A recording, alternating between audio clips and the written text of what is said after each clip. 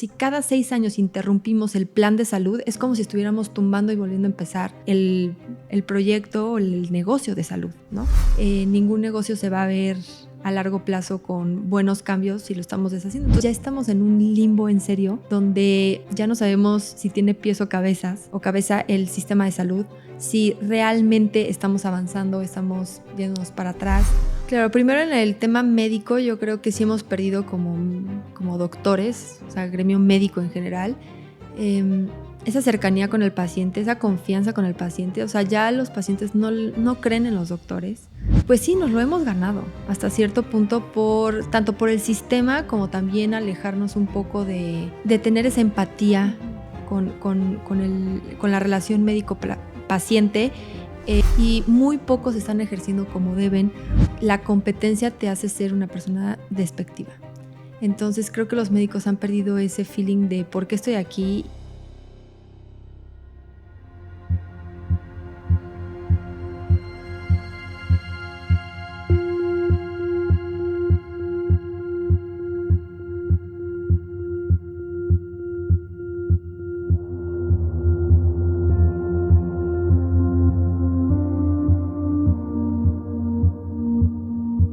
Hola a todos, bienvenidos una vez más a Pléyades Podcast, su lugar seguro en donde exploramos las estrellas de la mente, del corazón y de todo lo que nos unifica como seres humanos.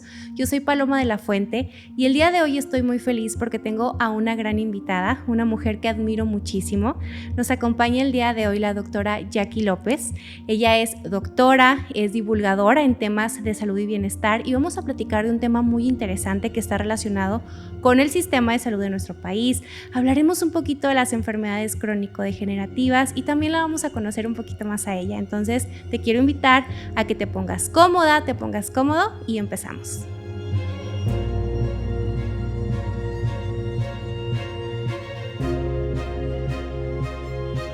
Hola Jackie, muchísimas gracias por estar el día de hoy aquí en Pléyades Podcast.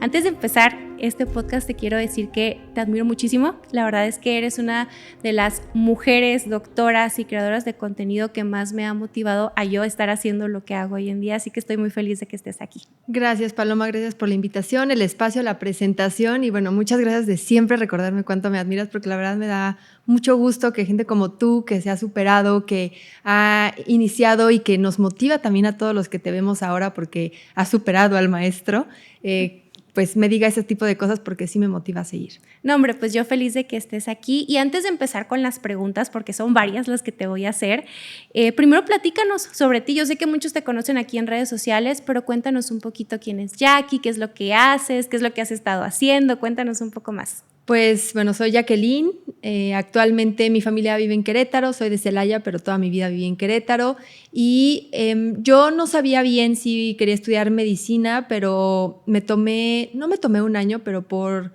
azares del destino tuve que tomarme un año antes de decidir qué iba a estudiar y estuve estudiando cosmetología, terminé cosmetología y ahí fue cuando dije quiero ser dermatóloga. Entonces todo el tiempo quise ser dermatóloga, pero realmente en mi familia no hay médicos, entonces no sabía la dedicación, la disciplina. Obviamente vemos series y escuchamos lo que es la carrera de medicina y estar como estudiante de medicina, pero realmente no sabía cómo era el camino del médico. Entonces todo lo fui descubriendo poco a poco y conforme lo iba viviendo. O sea, si me decían, es que vamos a hacer guardias ABC el próximo semestre, yo no tenía idea que era una guardia, yo no entendía a qué se referían con ABC. Entonces, hasta que ya me asignaban una guardia ABC, entendía a lo que se referían, cuántas eran las jornadas, o sea, cuántas horas era la jornada de trabajo, etcétera. Entonces, todo lo fui aprendiendo como tropezadamente y afortunadamente me encantó. O sea, me encantó todo lo que iba descubriendo. En el camino me di cuenta que dermatología no era para mí y a pesar de que amo la cosmetología, pues realmente hay otras áreas en la medicina que creo que son más ad hoc y más afín a lo que a mí me gusta, me motivan muchísimo más y creo que es algo más de la caja dentro de todo lo que es la medicina. Yo me he dado cuenta en el transcurso del tiempo que a mí lo que me gusta es empezar proyectos. O sea, empezarlos, arrancarlos, verlos crecer y después ya que están tomando como auge, yo migrar a algo para volver a empezar. Entonces sí me considero una persona muy creativa, que todo el tiempo estoy tratando de innovar, que todo el tiempo estoy tratando de inventar algo nuevo o mejorar algo. Y creo que esa es la magia de lo que hoy creé como mi trabajo, donde fusioné todo el mundo de la salud con la comunicación y con la asesoría de proyectos o de proyectos en salud, y que pues continuamente estoy asesorando empresas de salud para que se reinventen, se posicionen de mejor manera, creen nuevos espacios o que empiecen, o sea, empiecen a emerger. Entonces creo que eso me ha gustado muchísimo. Y pues ahora inventé mi trabajo, soy médico general.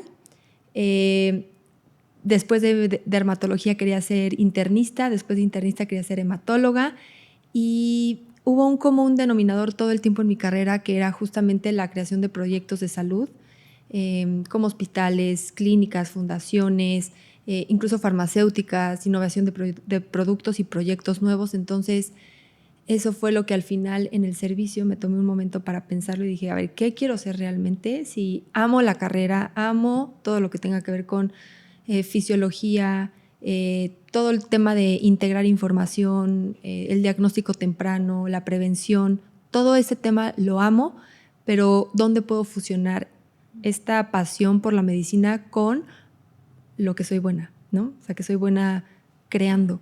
Y pues empecé con la plataforma Salud en Corto, donde pues además también tengo la habilidad de comunicar, ¿no? Entonces, que eso es un plus que pues es algo nato, que no he tenido que estudiarlo, he tenido que perfeccionarlo, claro que sí, pero desde el principio era algo que me nacía. Y además soy buena integrando la información y sintetizándola. Entonces creo que la gente agradece muchísimo eso, porque pues al final libros enteros los puedo traducir en algo muy sencillo como una infografía, y eso la gente lo agradece y lo aplaude mucho. Entonces creo que me tomé un momento para pensar dónde podía fusionar todo eso, y creé la plataforma Salud en Corto, que poco a poco se fue creando como una agencia de asesoría o de consultoría de comunicación digital y de posicionamiento de mensajes. Entonces hoy es lo que hago, posiciono mensajes de salud, no siempre como influencer, porque también tengo algunos seguidores, entonces a veces las marcas dicen es que queremos que la doctora Jackie lo comunique, ¿no?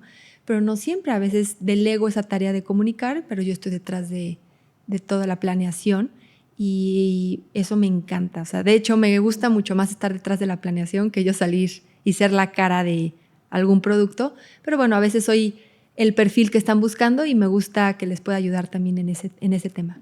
Y sabes, es algo que admiro muchísimo de ti. Yo cuando miraba tus videos de YouTube, yo decía, wow, qué padrísimo comunica todos los temas de salud. Y yo te miraba y decía, me encantaría a mí hacer algo pues, como lo que tú haces. Algo que me gustaba muchísimo era ver como esta facilidad con la que educas, porque creo que eso es algo que hace falta muchísimo en nuestra sociedad, la educación en temas de prevención de salud, que la gente realmente conozca pues mejor las patologías, y creo que eres buenísima en todo lo que haces. A mí me fascina y por eso estoy súper feliz de que estés aquí. Y justo hablando del tema de educación, sobre todo en prevención de temas de salud, que yo escucho mucho que tú hablas del sistema de salud, de las enfermedades crónico-degenerativas, me encantaría, Jackie, que nos dieras tu perspectiva pues como doctora, y con todo esto que haces y con lo que has conocido a lo largo de los años, ¿qué piensas tú del sistema de salud en nuestro país? Pues bueno, a pesar de que tal vez no se vea, sí ha cambiado mucho, han tomado unas buenas y malas decisiones, pero lo que sí hemos visto a lo largo de los años, la verdad es que falta mucho recurso, o sea, que aporten, que den, o sea, están dando un porcentaje del PIB anual muy bajo, que se va a salud. Entonces, desde ahí ya empezamos con un problema, porque entonces no está en las prioridades de la agenda del gobierno, ¿no? Y no solamente es de este gobierno, o sea, todos los gobiernos que hemos tenido, PAN, PRI, todos los colores que te puedes imaginar, lo han hecho de la misma manera en cuanto al presupuesto. Y cuando hay presupuesto, lo usan o lo utilizan o lo emplean en cosas que realmente no van a trascender. Hace no mucho, un poquito más de un año, tuve la oportunidad de estar en un foro donde estaban todos los directores de hospitales públicos y privados, y pues bueno, realmente estábamos ahí para escuchar y proponer lo mejor para México en cuanto al sistema y toma de decisiones.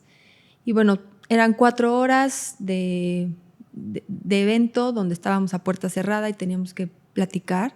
La verdad era algo increíble porque pues imagínate que estás, bueno, al menos yo admiraba muchísimo con la gente con la que estaba porque es algo que me motiva estar con esas personas, no solamente por lo que son y lo que saben, sino por lo que van a aportar al país.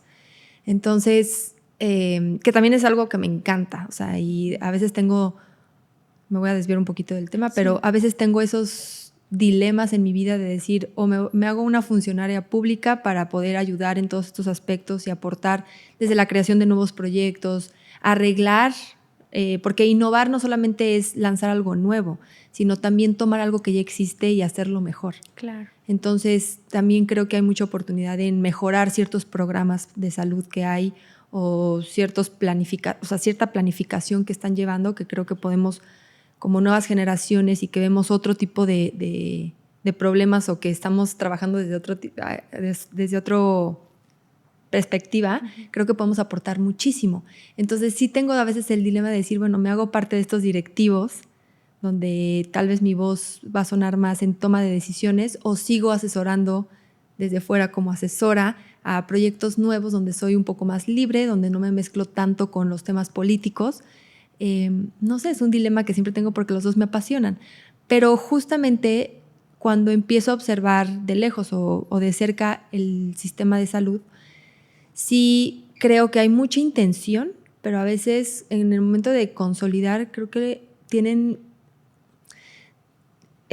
siguen teniendo los gobernantes y ni siquiera los secretarios de salud, o sea, porque los secretarios de salud al final sí siguen un plan general de gobierno, pero los gobernantes, presidentes, tienen intereses específicos o personales que se alejan mucho de lo que va a trascender. En ese foro mi aportación fue decirles, no importa cuántas veces le cambien el nombre a IMSS, al programa ISSSTE, o sea, lo que quieran, no importa cuántas veces le cambien el logo, el color, el papeleo, si implementan o no implementan.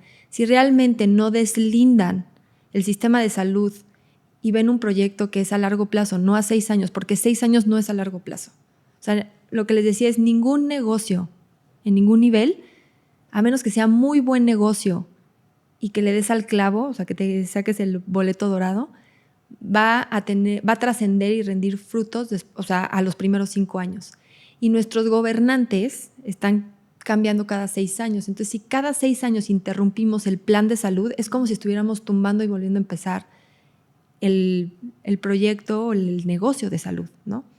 Ningún negocio se va a ver a largo plazo con buenos cambios si lo estamos deshaciendo. Entonces, tenemos que empezar a trabajar desde afuera, donde el plan de salud sea un plan con un comité que no sea parte del gobierno, que decida cuál va a ser el proyecto a largo plazo. O sea, ¿cuántos hospitales puedes construir en 5 años?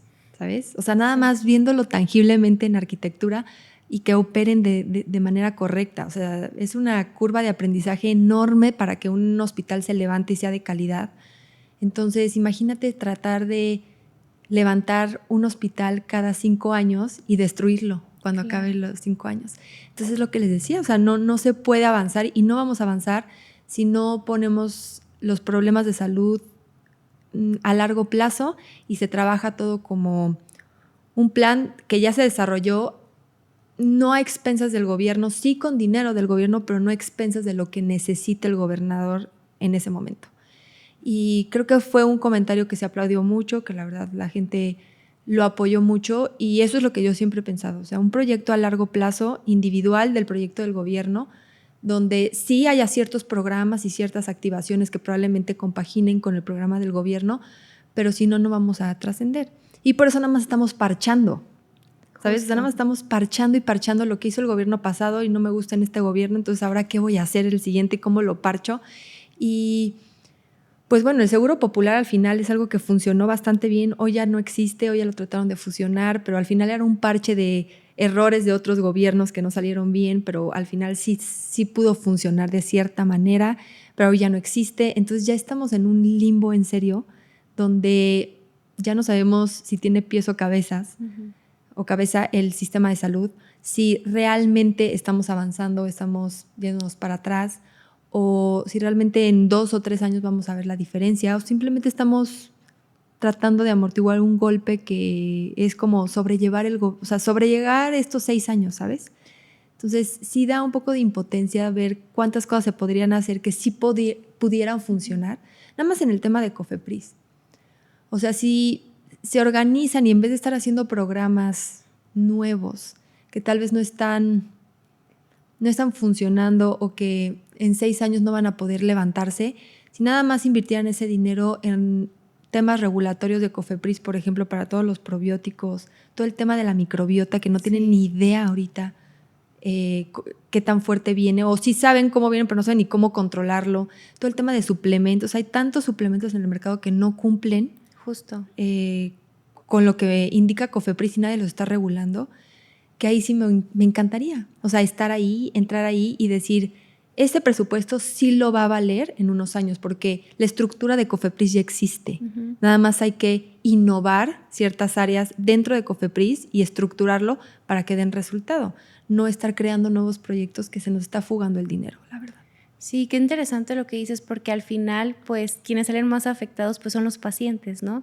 Número 1, no reciben un tratamiento correcto o tienen que batallar muchísimo para conseguir sus medicamentos, pues, todos sus tratamientos en sí, y cada vez tenemos más y más aumento de enfermedades crónico-degenerativas, que de hecho me encantaría que nos dijeras cuáles son esas enfermedades que a ti te preocupan más, que van aumentando, y ¿cuál sientes tú que es el mensaje que está fallando también por parte de los profesionales de la salud, más el sistema de salud en México, que no nos está, digamos, llevando por el buen camino también para educar a los pacientes y que tengan una mejor calidad de vida? Claro, primero en el tema médico yo creo que sí hemos perdido como doctores, o sea, gremio médico en general, esa cercanía con el paciente, esa confianza con el paciente. O sea, ya los pacientes no creen en los doctores.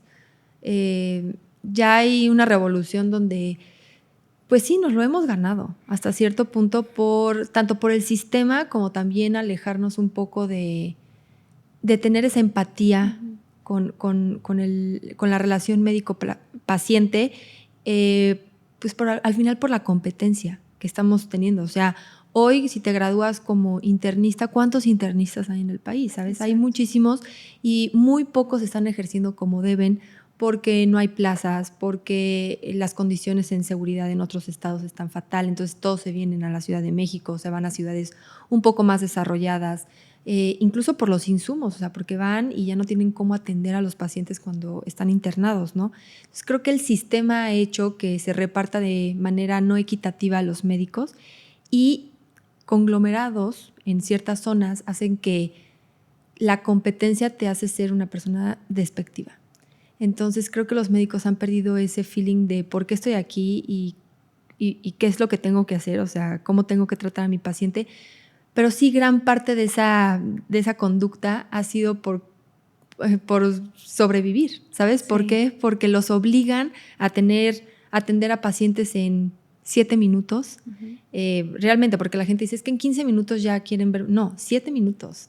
O sea, con cronómetro le están contando el tiempo de tienes que ver a un paciente cada 7 minutos. En 7 minutos ni siquiera te acomodas en la silla. No lo conoces. No lo conoces nada. O sea, apenas le preguntaste el nombre y qué está haciendo de su vida. Entonces, realmente es muy complicado para los doctores con especialidad y sin especialidad de estar en condiciones óptimas, y nos han obligado, bueno, hablo como yo hoy no doy consulta, pero hablo como gremio, nos han obligado a dar consultas donde ya la verdad no tenemos ese feeling de querer ayudar y complacer pacíficamente. O sea, nos metieron un chip de rápido si no te quedas. Y hemos perdido la confianza de los pacientes por eso. Por otro lado, también creo que el tema de la enseñanza, a pesar de que meten muchas clases, por ejemplo, en la universidad donde yo estuve, de humanidades, tema de médico-paciente, muchos valores, etcétera, creo que también hay tanto estudiante que ya el aprendizaje no es tan individualizado. Entonces, los mismos estudiantes creo que están perdiendo como pues como el primer código para ser médico de por qué estoy aquí, o sea, no nada más porque puedo poner mi clínica y voy a ganar muchísimo dinero o porque vi que me puedo ir a estudiar a tal país y allá ganan mucho, no, o sea, ¿por qué realmente quiero ser médico? Y esta disciplina y esta dedicación que estoy haciendo todos los días para ser un profesional de salud, o sea, ¿cuál es el fin? Entonces creo que estamos perdiendo como estudiantes el fin de ser médico porque también no hay recursos adecuados en la actualización de planes. Ahorita estoy tomando un diplomado de medicina funcional y no tanto para ejercerlo, porque sí, me encantaría en algún momento poder ejercerlo y retomar la clínica, pero para entender qué tanto es ese choque de culturas, porque al final la medicina funcional y la medicina general o el médico general o el médico tradicional, por así decirlo, están chocando muchísimo. Y tú vas con especialistas y les platico, estoy tomando un diplomado de medicina funcional y me dicen mis enemigos. Me ha pasado. Sí. O sea, ¿por qué son tus enemigos si ellos están tratando? Pero vas con los médicos funcionales y también dicen, es que los tradicionales son mis enemigos. Entonces es como, es que no deberían. O sea, en la primera clase del médico funcional nos decían, es que ya el médico olvidó cómo tratar. Bueno, a mí nunca me ha tocado un médico que no me trate bien. Nunca. He tenido la fortuna de siempre estar con médicos que me atienden, o que tal vez cuando era más chica y que no entendía cómo tenía que abordar una consulta, sí me tocaron malas experiencias, ¿no? O sea, por ejemplo, mi primera ginecóloga fue una pésima experiencia. Tal vez endocrinólogos, que yo tengo hipotiroidismo, que también, o sea, se quedaban muy limitados. Pero hoy que tengo como ese callo de decir, a ver, sí me está gustando desde cómo llego al consultorio y todo, nunca he tenido una mala experiencia y sí me duele, o sea, y sí digo, qué feo que se lleven una impresión de los médicos, porque yo no lo aprendí así, jamás lo he vivido así. Pero sí sé que existe un maltrato, sí sé que existe prejuicios dentro del consultorio, sí sé que existe gente que no está preparada para atender pacientes y que los está atendiendo, porque no tienen esa empatía, esa sensibilidad, no apoyan, critican, juzgan dentro del consultorio y además dan malos tratamientos. Uh-huh. Entonces, pues sí veo dónde puede estar ese choque y esa descripción de criticar, juzgar, no dar buenos tratamientos, sí estamos creando ese tipo de médicos por la cultura y la presión que está sintiendo el momento de enseñanza, los médicos al graduarse, porque todo el sistema está afectando. Entonces ahí creo que podríamos, o sea, que hay un área de oportunidad gigantesca de, no, a ver, no somos enemigos de los funcionales. Tal vez sí hay ciertas cosas que no podemos dejar pasar como medio tradicional, pero los funcionales sí están teniendo muchísimo más empatía con los pacientes y por eso están tomando un auge fuertísimo. O sea, donde ya los pacientes prefieren ver a un médico funcional que un médico con especialidad. Ajá, en lo que necesitan. Claro, ¿no? Exacto. Uh-huh. Y no los culpo. O sea, sí estamos teniendo un choque fuertísimo en la manera de tratar pacientes y creo que en vez de ser enemigos, tenemos que unos aprender de lo tradicional y los otros aprender de lo funcional para que todos subamos el nivel de atención. Entonces, sí creo que justamente eso es lo que está pasando. O sea, estamos muy desconectados de realmente lo que necesita la gente. Estamos viendo corrientes nuevas como enemigas, cuando para nada. Y ni siquiera son corrientes nuevas. Es detenerte un poco y decir, a ver, regresemos a lo que era la medicina antes, ¿no? Sí. O sea, ¿qué veía la medicina tradicional antes de ser lo que hoy es? Entonces, no sé, siento que estamos perdiendo un poco eso. Y pues al final también los pacientes y se abrió una puerta enorme al Internet, que es la información al alcance de tu mano, donde haya miles de creadores de contenido que unos están capacitados, otros no. Y aunque estés capacitado como doctor, a veces no sabes comunicar. Exacto. Entonces ahí es como, hay muchísimos influencers que tienen miles de seguidores, que son especialistas, tienen subespecialidad y están comunicando y es como, no. O sea, no porque no tengas las bases o, no sé, como el título para poder justificar lo que estás diciendo, pero no lo sabes decir, entonces el paciente se va, o el público se va con una idea totalmente errónea que no tiene nada que ver. El otro día decían, por ejemplo, sí, la diabetes sí se hereda. No es cierto. O sea, no lo puedes decir así porque, o sea, sí es cierto, pero no lo puedes decir así porque entonces el público en general se lleva una idea que no es correcta. Sí, claro.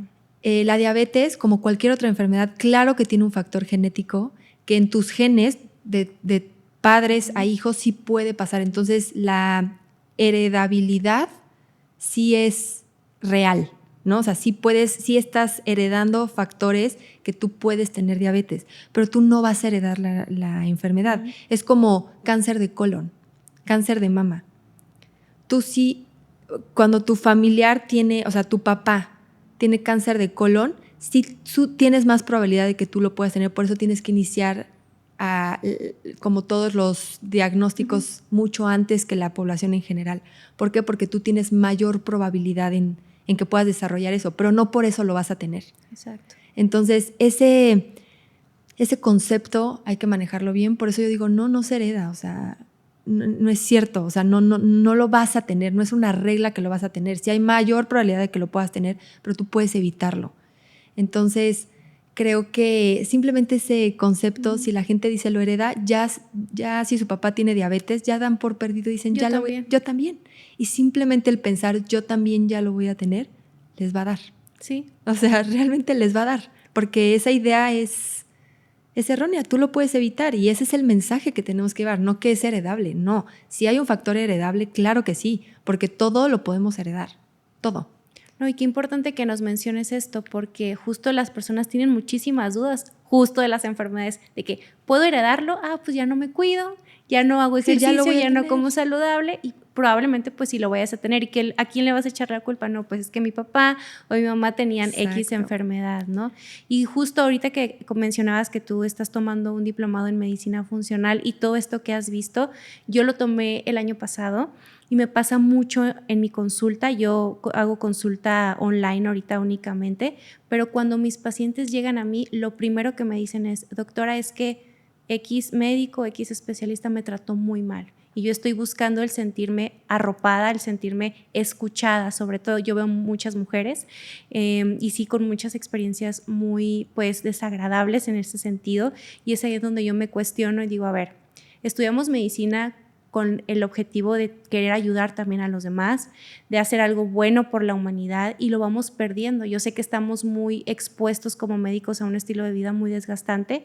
Yo creo muy pocas personas, o sea, que las que están fuera del gremio de la salud no saben todo lo que tenemos que vivir para llegar a ser médicos o cualquier otro tipo de profesional de la salud, pero específicamente nosotros que hacemos unas guardias súper cansadas, súper largas y el trato que se nos da es muy desgastante. Yo a veces les digo a mis pacientes que probablemente alguno de los doctores que pues sí se portó a lo mejor de una forma no muy correcta, estaba cansado, no había dormido, X cosa, ¿no? Porque realmente es un estilo de vida muy estresante y perdemos esa empatía y ese amor por el paciente. Se nos olvida que vemos pacientes, no enfermedades, nada más, ¿no? A veces llegan los pacientes con sus laboratorios normales, pero ellos se sienten mal, o sea, y se sienten muy, muy mal y los dejan de escuchar, los ven como algo exagerado y no, hay que aprender a escuchar a los pacientes y qué bueno que también estás tú en este camino. Yo sé que desde tiempo atrás lo ves así, pero ahorita que estás con el estudio en medicina funcional, pues sí, todavía como que te abre más el panorama de decir, wow,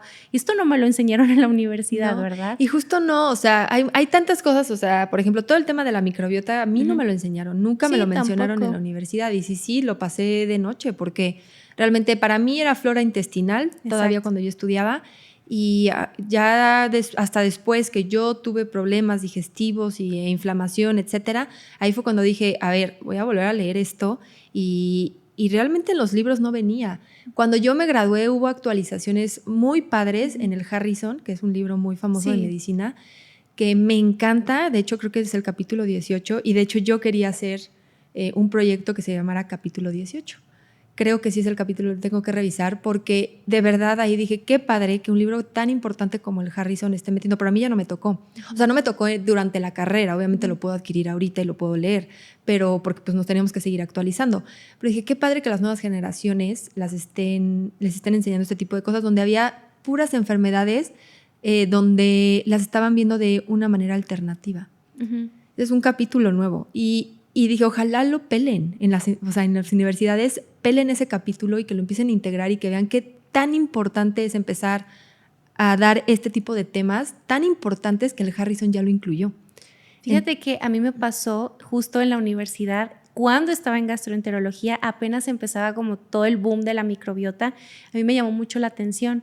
Yo recuerdo que le comentaba a uno de los gastros con los que roté el tema de microbiota, me dijo, no, espérate, falta mucho, es súper nuevo, falta muchísimo tiempo, y no, ahorita sabemos que casi es la base de todo, ¿no? Claro, de hecho yo no doy consulta, pero por ejemplo hay familiares o amigos de familiares que me dicen, por favor, a ver, te escuché en el podcast de Marco, etcétera, donde estás hablando de tal tema, entonces como que sí adentro un poco y les digo, a ver, yo no doy consulta, ni siquiera les cobro, que sí, o sea, sí me encantaría, o sea, porque he visto los resultados y me escriben, me dicen, Jackie, me siento increíble. O sea, no les doy ni un solo medicamento, pero no porque no lo necesiten, o sea, ellos ya llevan su medicamento con el especialista. Lo único que me baso es justamente lo que dice ese capítulo del Harrison y todo lo que he aprendido en cuanto a la microbiota y los suplementos, cómo llevarlos y cómo acompañar los tratamientos médicos que ya lleven. Yo no voy a hacerles un diagnóstico como tal. Ellos ya llegan con su diagnóstico por un especialista, que eso es importante. O sea, no tenemos que dejar la medicina de especialidades aparte. O sea, ellos sí nos ayudan a hacer diagnósticos y a veces a intervenir de manera muy oportuna para dar una solución inmediata. Pero después del seguimiento, que es más o menos lo que habla la medicina funcional. Sí. No porque ya te hayas operado y tus laboratorios ya están dentro de rango y valores, ya te vas a sentir bien. O sea, después de eso hay mucho más que podemos hacer por el paciente y donde tal vez, eso sí, por ejemplo, o sea, clase 1 en el diplomado de medicina funcional y ya me dicen, estos no son los valores que tú tienes que ver cuando una persona tiene un evento cardiovascular. Tú tienes que ver un poquito más allá. ¿Por qué? Porque no se va a sentir bien y aparte el riesgo de inflamación persiste. Entonces, eso no te lo enseñan. O sea, aquí te enseñan el diagnóstico, tratamiento y vámonos, ¿sabes? Eso sí. Te lo enseñan en carrera. Y lo de los laboratorios que acabas de decir, a mí me llamó mucho la atención cuando aprendí los rangos óptimos funcionales, que decía, wow, es que a veces nos basamos únicamente en rango mínimo, rango máximo y decimos no está normal. Claro. Y el paciente se sigue sintiendo mal y es porque no está en un rango óptimo. No, y de hecho hoy me cae el 20, digo, ya lo había visto y dije, bueno, claro que son 1000 cosas. Mi mamá lleva años con el diagnóstico de hipotiroidismo, yo llevo desde que tengo 18 años con el diagnóstico y verdaderamente muy pocas veces me he sentido bien. O sea, muy pocas veces. Y mi mamá me decía, cuando a mí me diagnosticaban, porque creo que se tardaron 7 años en hacerle el diagnóstico. O sea, imagínate, o sea, qué malos doctores habían y poco capacitados en provincia que realmente no le daban al clavo de qué tenía. Ella con todos los síntomas de hipotiroidismo y no entendían. Entonces 7 años y bueno, ya cuando por fin cayó con el diagnóstico, ella se seguía sintiendo fatal, pero decían, es que tus valores de TSH están correctos, o sea, los de todas las hormonas tiroideas están correctos. Y yo me decía, es que yo me siento fatal, o sea, no me siento bien. Y decían, pues no, o sea, ya es un tema de otro, o sea, no es nuestro tema de endocrino. No, o sea, ya estamos bien, ya estamos en valores. Y hoy veo cuántas cosas pudieron haber hecho por mi mamá en ese momento, porque no importa que tus valores estén dentro de rango. O sea, dentro de los mismos rangos hay rangos óptimos que tú tienes que ver por la edad de mi mamá, por la circunstancia de mi mamá y por su, no sé, actividad física que tienes que tomar en cuenta o sea, hasta qué rango óptimo debes de llevarla. No porque esté dentro del valor normal es normal, ¿sabes? Exacto. Entonces, hoy sí digo, o sea, ¿cuánto nos falta como médicos para entender que no nada más es llevarlo a valores normales? Sí, o sea, integrar y que no estamos separados, ¿no? Exacto. O sea, ni peleados el funcional con el convencional, o sea, al contrario, yo lo veo como un combo para tener una humanidad más sana.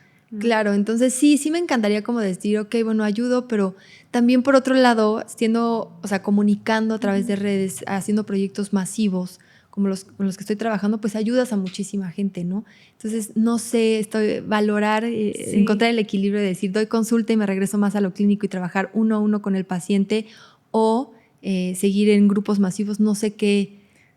No, sí te entiendo, yo ahorita estoy en ese dilema porque claro. Yo sí estoy con la consulta, pero cada vez tengo que estarla recortando más porque estoy en otros proyectos de comunicación y sí digo, híjole, es que aquí puedo llegar a más personas, ayudar a educar a más personas, al mismo tiempo me gusta la consulta, entonces sí se entra en un dilema y digo, también tenemos que priorizar pues nuestra salud, ¿no? Porque a veces nos llenamos de muchísimo trabajo y luego nos enfermamos y eso no es bueno. Sí, contraproducente, pero justamente, o sea, donde decías, tal vez no como comunicóloga de yo ser la que lleva hacer la voz o lo que sea, pero sí proyectos, por ejemplo, muy padres donde dándonos cuenta de esto, donde qué importante es tomar en cuenta las actualizaciones del Harrison, incluir un verdadero curso o un verdadero materia donde los estudiantes, nuevas generaciones, entiendan cómo se debe tratar el paciente, más aterrizado al trato de la medicina funcional y de la empatía y de sentarse con ellos y de verlos como aliados, ¿sabes? O sea, como todo esto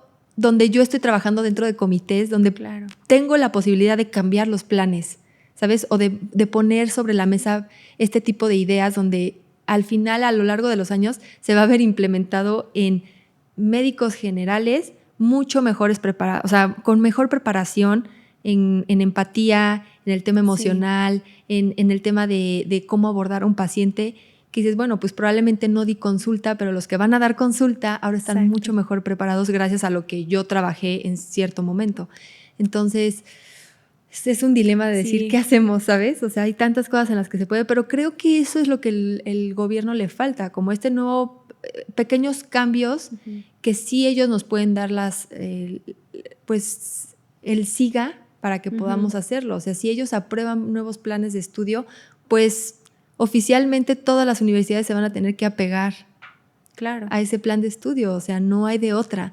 Entonces creo que ahí podemos aportar demasiado a la larga, ¿no? Me encanta que tenemos como esto en común, que o sea, estamos viendo como un poquito más allá de lo que ya conocemos, ¿no? Y creo que sí es súper importante. Y tú que has estado en estos comités, en estas juntas, que tienes mucho tiempo divulgando también, me gustaría que nos platicaras un poquito si has tenido retos en esto, porque aparte de ser, una gran doctora y que te estás animando a hacer cosas diferentes. Sabemos que vivimos en un país en donde todavía nosotras las mujeres pues se nos limitan muchas cosas. Yo, por ejemplo, en medicina viví mucho acoso, discriminación por ser mujer, comentarios horribles de los doctores. Entonces, tú que estás en un ambiente pues en donde hay gente importante, en donde tienes que alzar la voz, ¿te has visto, has enfrentado más bien algún reto, alguna dificultad, algo que nos quieras compartir?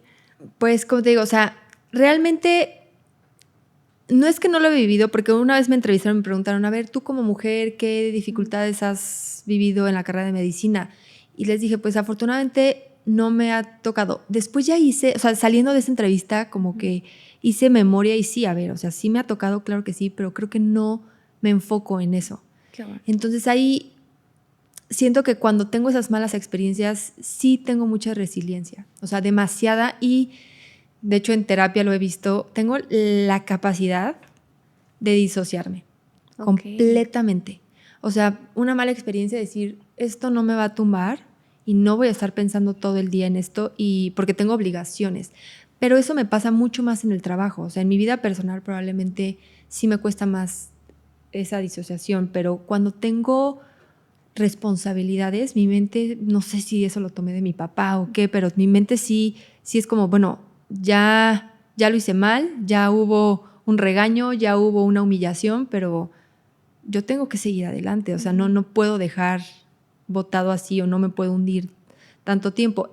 Eventualmente cobra factura hacer eso, ¿no? Porque pues sí, pues al final sí te puede afectar mucho la autoestima a la larga, pero creo que la capacidad de resiliencia te vuelve a sacar, ¿sabes? Entonces, cuando me hicieron esa pregunta en la entrevista, dije, no he tenido realmente experiencias. Claro que he visto y me han marcado experiencias donde mujeres doctoras, donde eran mis maestras, humillaban a un tercero que a mí me impactaba, y eso me impactaba más que la humillación hacia mí misma.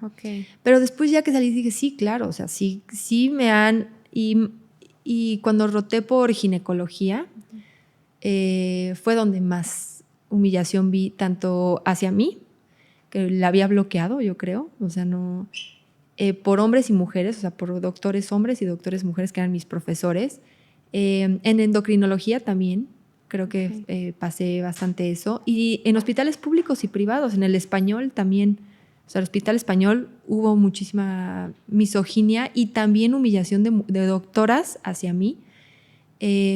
No sé, o sea, simplemente porque tal vez mi ritmo de aprendizaje era diferente al ritmo que venían. Yo venía de Querétaro y me cambié a Ciudad de México, entonces fue un semestre muy difícil para mí porque realmente llevan otro ritmo de aprendizaje, aprenden competencias muy diferentes o sea, en los semestres, o sea, sí el nivel es completamente diferente, sí lo puedo decir. Entonces me costó trabajo, o sea, un semestre completo adaptarme. Entonces sí fue mucha humillación que la tenía bloqueada y gracias a terapia que empecé a trabajar y empecé a decir, a ver, o sea, realmente cuáles han sido los momentos más difíciles en mi carrera, sí empecé a desbloquear y sí, o sea, sí, claro que vivimos eso, sí abrirnos paso como mujeres ha sido súper complicado.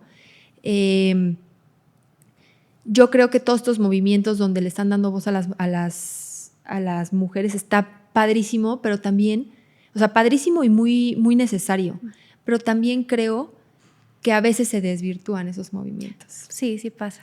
O sea, creo que estamos peleando una causa donde no vemos realmente qué es lo que tenemos que pelear cuando hay un insulto, cuando hay una humillación, cuando hay una misoginia. O sea, ¿qué realmente tenemos que pelear? O sea, en sí lo que hicieron en esas personas para ayudar a una persona o una causa que va a trascender y va a ayudar hacia todos, ¿no? O sea, decir, no solamente va a ayudar a las mujeres en el hospital, sino también los hombres van a aprender por qué eso estuvo mal. Y mucha gente dice, es que nosotros no tenemos que enfocarnos a los hombres, ellos tienen que aprender solitos. No lo van a hacer. Y no porque no sean capaces, es porque el sistema no los está dejando aprender. Nosotras tenemos que ayudarles, aunque nos cueste entenderlo, tenemos que ayudarles a entender. Sí, claro, y en eso estoy de acuerdo contigo. Pienso exactamente igual sobre ese tema. Y ahorita que mencionabas el tema de la resiliencia, me llama mucho la atención porque es difícil llegar a ese punto de resiliencia y como dijiste ahorita, también te puede cobrar factura en algún momento como el evitar ciertas cosas o más bien decir sigo adelante y esto lo reprimo un poquito y dañar un poco nuestra salud mental, ¿no? Claro. Y justo algo que yo veo mucho en consulta son temas de depresión, ansiedad y cada vez lo veo más y más en jóvenes. De hecho, muchísimos de mis pacientes son estudiantes de medicina o de enfermería con depresión, ansiedad, ataques de pánico.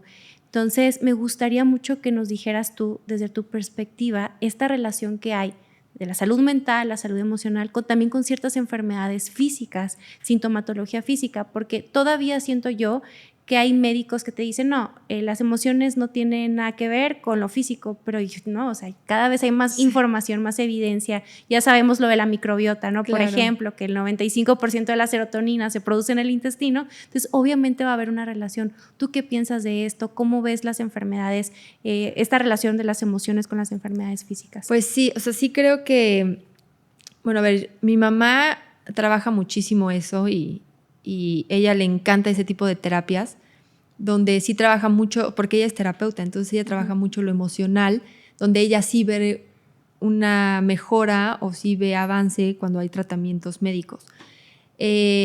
Claro que creo que debemos llegar a un equilibrio donde no todos son las emociones, claro. O sea, no que no todos son las emociones, sino no todo es el tratamiento para las emociones, porque también necesitamos mucho médico alópata, o sea, o tratamiento alópata. Pero hay un equilibrio y sí lo he visto hasta en mí. O sea, lo he visto completamente justo cuando ya empecé a ser más consciente de que ya no rindo igual, tengo 34 años, entonces ya no me puedo desvelar como cuando tenía 27, ¿sabes? De guardias, estar o sea, mal comida, o sea, ¿sabes? Como comer mal dormida, ¿sabes? Todo mal. Ya no lo puedo hacer. Entonces ahí sí empecé a poner como freno de mano y decir, a ver, ¿qué está pasando? Y no solamente me di cuenta que esos hábitos no los podía replicar ahora, sino que también el tema emocional, justo por estarlo dejando pasar y resiliencia y no hacerme hábitos, por ejemplo, de ejercitarme, porque nosotros los médicos no tenemos tiempo de hacerlo. No. Y creen que nosotros, aunque lo fomentemos y digamos al paciente lo tienes que hacer, realmente nosotros no, o sea, no tenemos ese hábito y no lo desarrollamos por los fatales horarios a los que nos someten. Entonces, cuando dije, es que yo no estoy acostumbrada, o sea, para mí no es normal, y ahorita lo estoy tratando de hacer, sentarme a comer. No es normal. O sea, no es sentarme y decir, es la hora de comer, yo lo veo como una pérdida de tiempo. Nos pasa. O sea, lo veo como estoy haciendo nada. O sea, qué poco productiva estoy siendo, o sea, cuando estoy comiendo.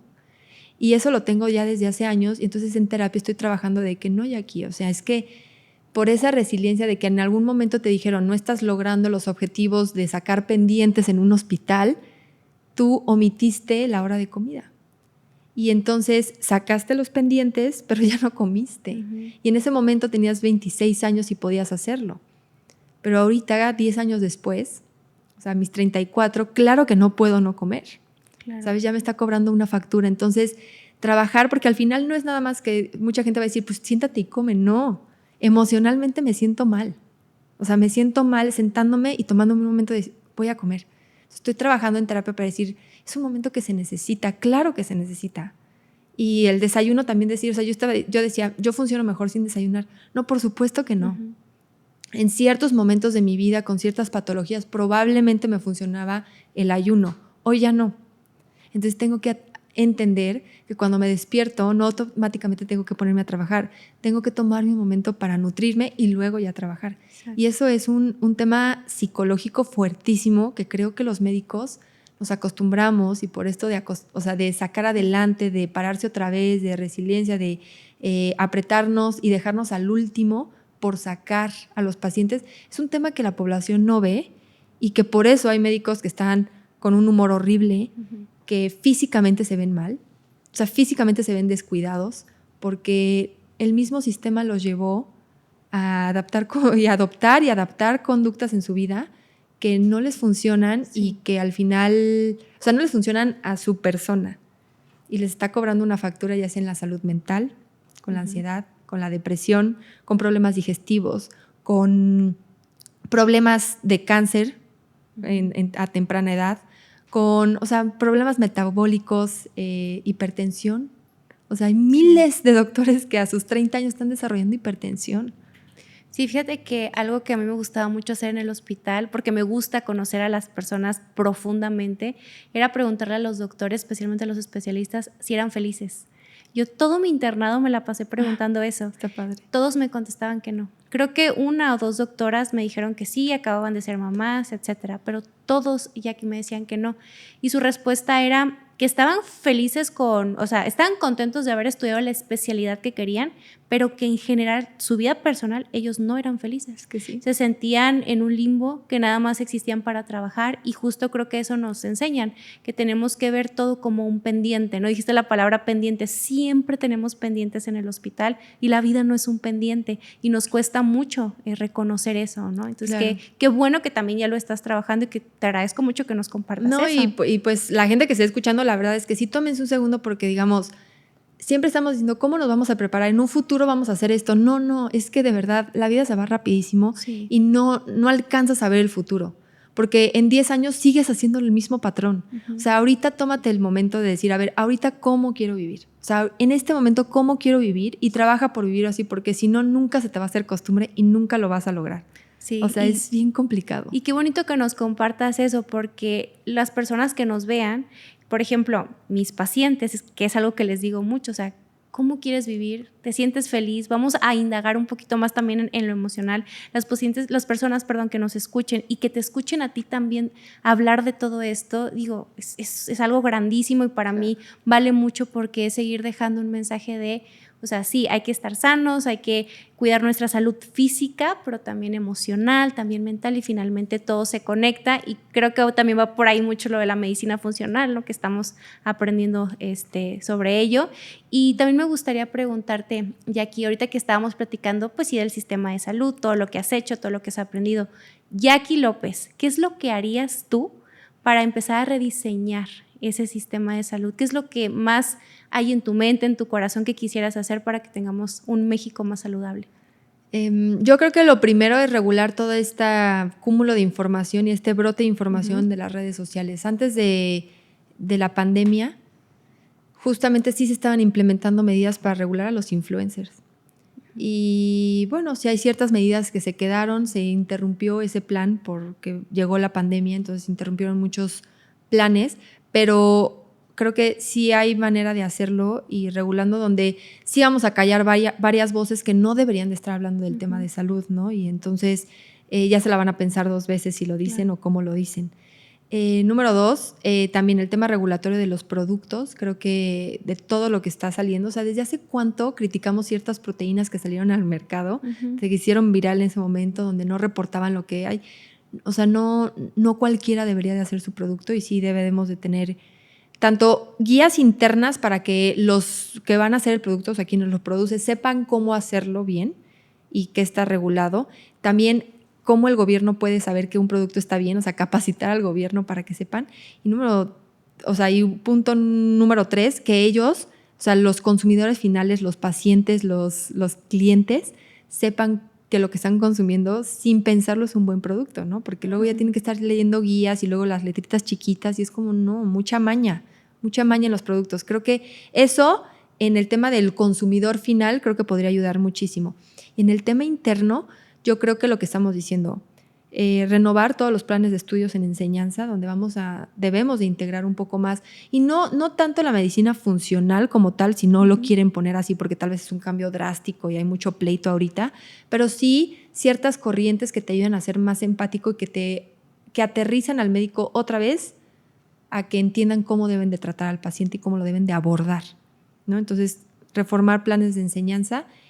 Y en temas de atención al paciente, yo creo que sí se debe de tener guías estandarizadas, más que un plan donde el doctor vaya a tu casa o que pongan clínicas pequeñas donde atención, sino planes estandarizados donde los doctores en el primer nivel de atención sepan perfectamente qué es lo que tienen que hacer cuando llega un paciente, porque el 95% de las consultas son consultas sentidas, que saturan el primer nivel de atención, donde realmente no deberían de estar ahí si tuvieran una buena consulta con quién hablar, con un psicólogo, donde escuchen al paciente antes de darle un medicamento.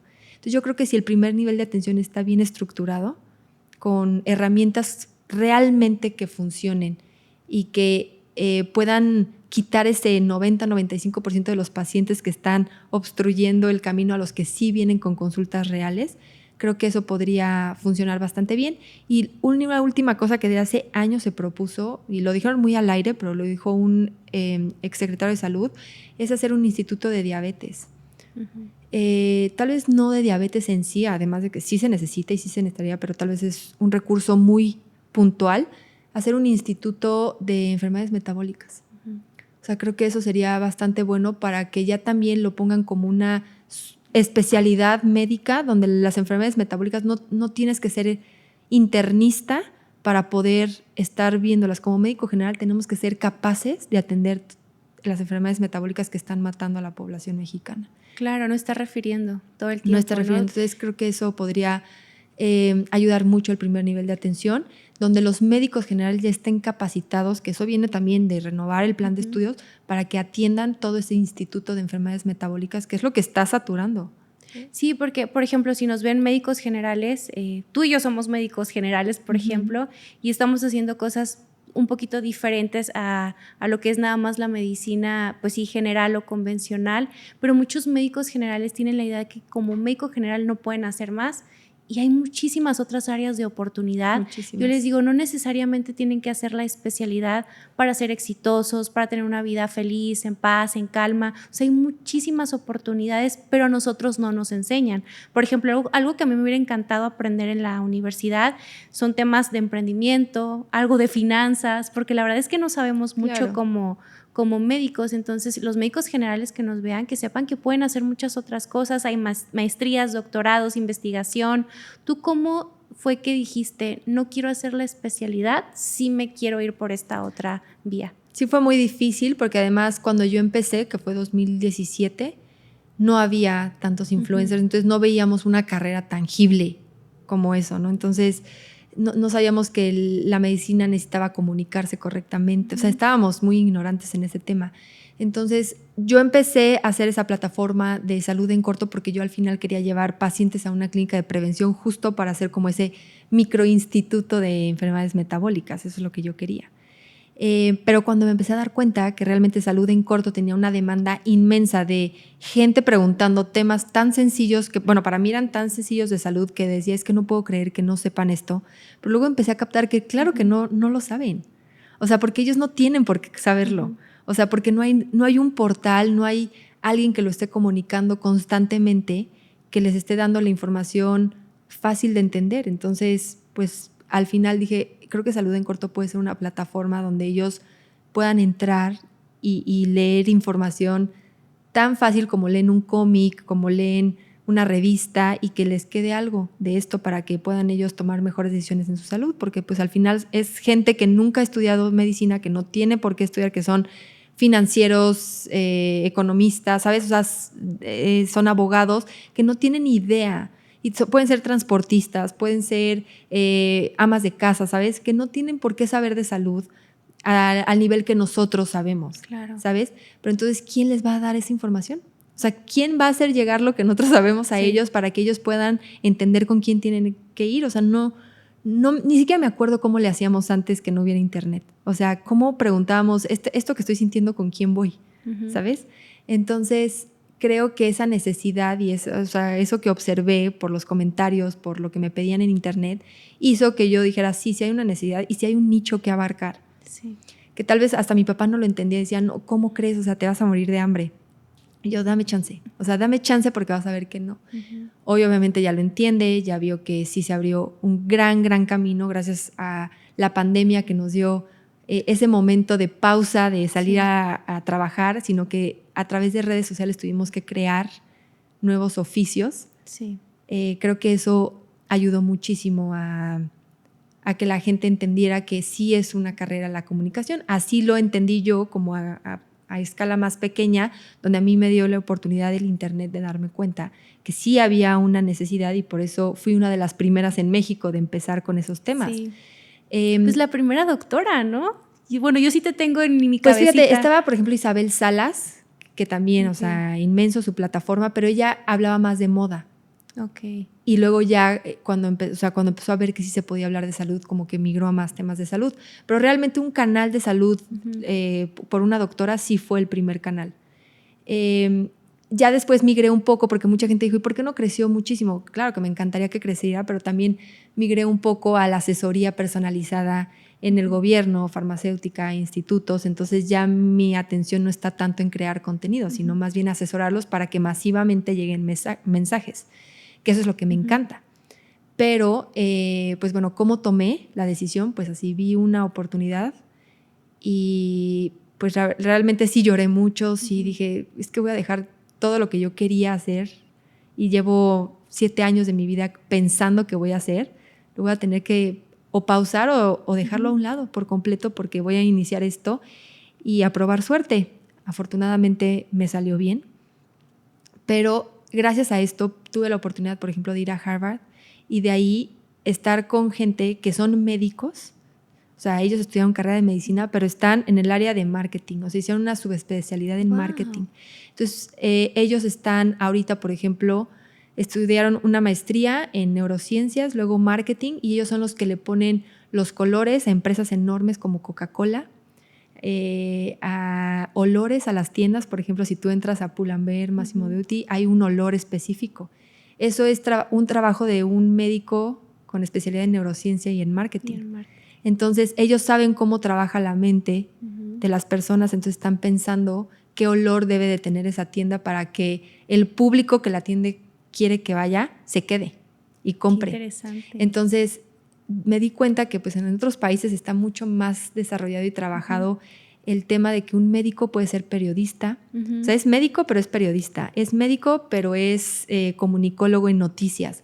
Es médico, pero trabaja en marketing. Es médico. Entonces, hay tantas cosas que puedes hacer, y creo que nosotros en México todavía estamos muy casados de que somos médicos y tenemos que ver pacientes, y eso no es así. Exacto. Sí, yo justo estoy aprendiendo también todo eso y me encanta porque pues me doy cuenta de que me gusta hacer otras cosas como comunicar, estar en un espacio, educar. Entonces, pues estoy encantada con que nos estés acompañando aquí. Y aquí, ya para empezar a finalizar este episodio, siempre les pido de favor a todos los invitados que pues al final, si quieren dejar un mensaje, ya sea de motivación, algo que les nazca de corazón para las personas que nos están escuchando, pues sería muy bonito. Digo, ya nos compartiste mucho, pero algún mensaje que nos quieras dejar final. Primero, yo creo que no vean la carrera de medicina como que es su futuro eterno y único y, ¿sabes? Como no es así. Pueden cambiar 1000 veces. 1000 veces y luego lo pueden regresar. O sea, si yo ahorita me canso, yo vuelvo a aprender cómo atender a un paciente, me actualizo y en 6 meses estoy otra vez dando consulta. O sea, podemos hacer 1000 cosas. O sea, ser médico y ser cualquier profesionista es solamente una herramienta para la vida, no es tu destino, ¿sabes? O sea, puedes hacer 1000 cosas, eso lo he aprendido y me tiene muy feliz sabiendo eso porque entonces ya no me caso con una sola cosa. O sea, ya mi abanico de oportunidades crece inmensamente. Y número 2, creo que también como médicos hay que, como la frase, si solo sabes de medicina, ni medicina sabes. Exacto. Hay que actualizarnos en todas las áreas. Yo tenía una pareja que es un gran médico, pero siempre me decía, es que ¿por qué estás leyendo de todo? Cuando yo estaba en el internado, en mi tiempo libre yo leía de animación, o sea, de muchas cosas. Me dice, ¿por qué no te enfocas en solo medicina? Y yo, porque no solamente me aburro, o sea, mi cabeza necesita tener otras cosas para entender bien la medicina. Y bueno, terminé esa relación y años después me buscó y me dijo, oye, ahora estoy aprendiendo de finanzas. O sea, yo veía que tú desde mucho más chica aprendías de finanzas. O sea, ahora me estoy haciendo apasionado de las finanzas. Y me dio mucho gusto que hiciera ese salto porque él es un gran médico, pero de verdad solo se enfocaba en la medicina. Pero pues ahorita se dio cuenta que no solamente la medicina es importante y me dio muchísimo gusto mínimo dejar ese granito en él. Y siento que eso les puedo dejar. O sea, lean de todo interésense y en algún momento cuando estén interesados en un tema les va a surgir una idea y un nicho de oportunidad que solo ustedes van a poder tomar porque mostraron ese interés. Muchas gracias, Jackie. De verdad, nuevamente, mil gracias. Estoy muy feliz de que estés aquí con nosotros. Por favor, compártenos tus redes sociales para que todos te sigan. Instagram, YouTube, todo, compártenos. Sí, doctora Jackie López en todas las redes sociales y en el canal de YouTube es Salud en Corto, esa es la plataforma.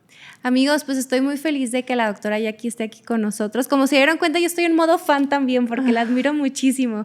Espero que este episodio les haya gustado mucho. Creo que estuvo muy educativo, nos abre mucho la mente en los temas que tocamos, sistema de salud, enfermedades crónicas, la medicina también, para que conozcan un poquito más lo que es ser médico. Entonces espero que lo disfruten mucho así como yo. No olviden, por favor, suscribirse al canal, darle clic a la campanita de notificaciones, compartir, darle like, dejar sus comentarios que nos ayudan muchísimo a que Pleiades Podcast siga creciendo. Espero que nos acompañen en el próximo episodio, que estoy segura que también les va a gustar muchísimo. Les mando un besote y nos vemos a la próxima. Bye.